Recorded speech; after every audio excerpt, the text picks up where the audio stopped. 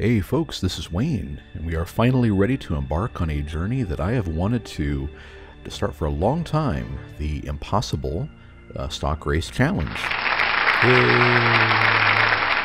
And no need for that. The only 4Xers that get that kind of reaction are the OGs like Quill and Sula. But I'm a big fan of Master of Orion. I've played it since 1996, the original, and MOO2 after I came back from college. And I keep looking for the videos of games I like on YouTube. I like the old school ones. So you don't see as many of those, obviously, as you do the. Again, at the time of this going up, there were something like 500,000 people watching Fortnite last night on Twitch. Not a single person playing anything in the strategy section older than like Civ 5. That's just that's where we're at. And of the Massive Orion videos that I was watching, a lot of people, and I'm not saying anything wrong about this one, but a lot of the people doing them are playing the stronger choices. The Cylons and Clacons in MOO1, and even the I think didn't Sula do who I mentioned. I think the videos he has up are Clacon, Silicoids, and Humans, which are definitely in the top half. Clacon's probably the strongest one in MOO1. And in Massive Orion 2, I just started to have a policy where if I see somebody start a custom race, if they click unification, I click back. Again, no offense, it's just not something I like watching.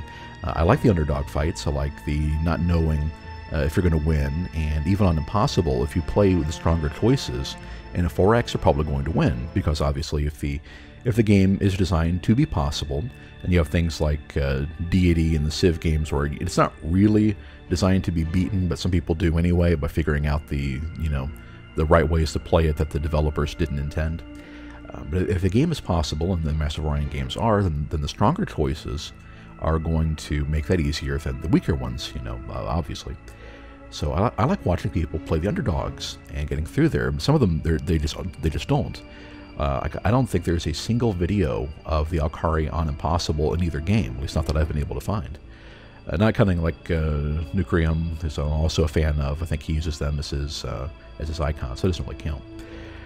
So, and the other thing too is that not only is it what I think would be more interesting to watch, but I think it improves your play to play the weaker choices and still try to win the most difficult challenges. If you have that adversity of diversity, I think it'll make you a better player, and it definitely did me. So that'll be the plan here. We're going to go through the game. We're going to play every single race at least once for both games. And in MOO2, we add the stock part to it, Impossible Stock Race Challenge, instead of just the Impossible, single race challenge for MOO1. And in addition to playing on the hardest difficulty level and looking for challenging maps, and by the way, feel free to send those in on Dropbox or drop me a comment, and if you want to email them to me or something like that. I'm definitely looking for, I have some challenging maps already for MOO1, but nothing for 2, and only for a couple of the races in 1. And so in addition to hardest difficulty, challenging maps, and with the underdog races as well as the strong ones, I'm also going to play them in a way that I think kind of reinforces their gimmicks instead of playing them all the same, and going for the same kind of ships, same kind of techs and stuff like that. No MIRV missile boats in 2 for me, stuff like that.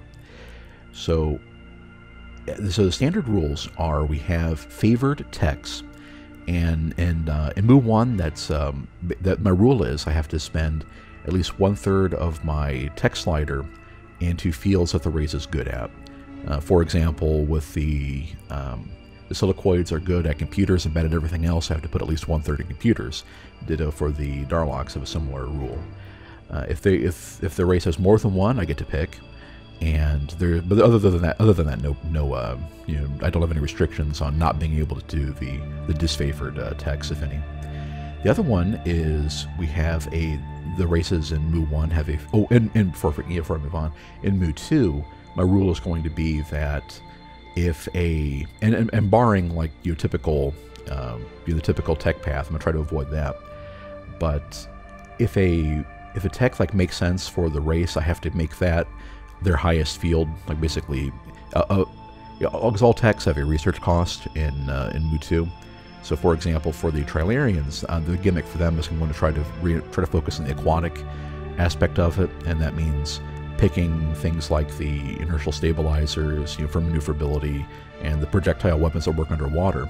So the force fields, the bottom right tech field, I have to have the point value on that one always be the highest. So anything else I take, that has to balance out or has to be less than what I've invested in there.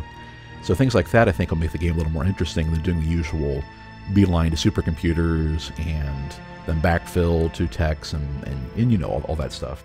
Not to say I can't ever do that if I have a really bad, if I have a map that I probably can't win otherwise, but that I will definitely be trying to make that part of the challenge. The other one is that the races have a favored ship size, and I don't know where to find it in MOO2 and MOO1. It's in the strategy guide. And in MOO1, for example, there's a baseline of medium.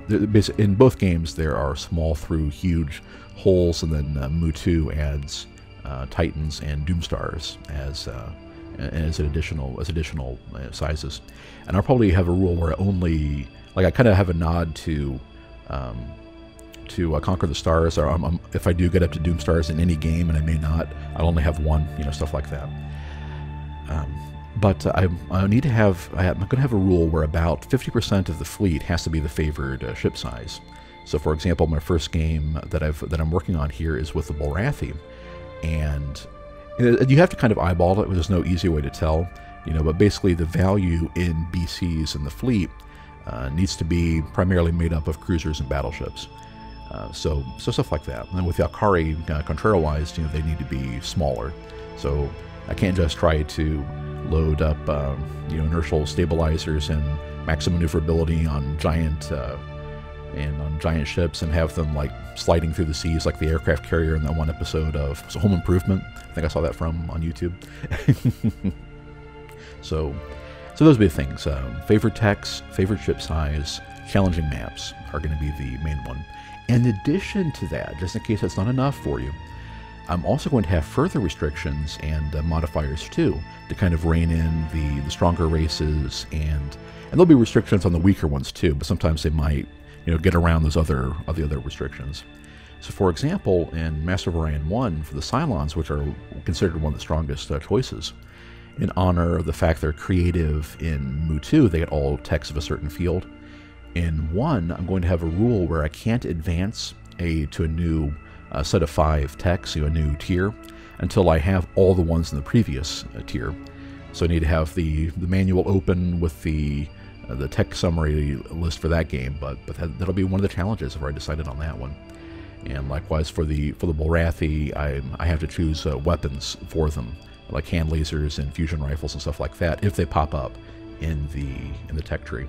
So I think those things too, kind of, you play a race like it seems to be intended to be played, and then kind of see what the developer, like what Semtex had in mind, because it seems like they designed the races to be balanced in theory, but obviously they're not.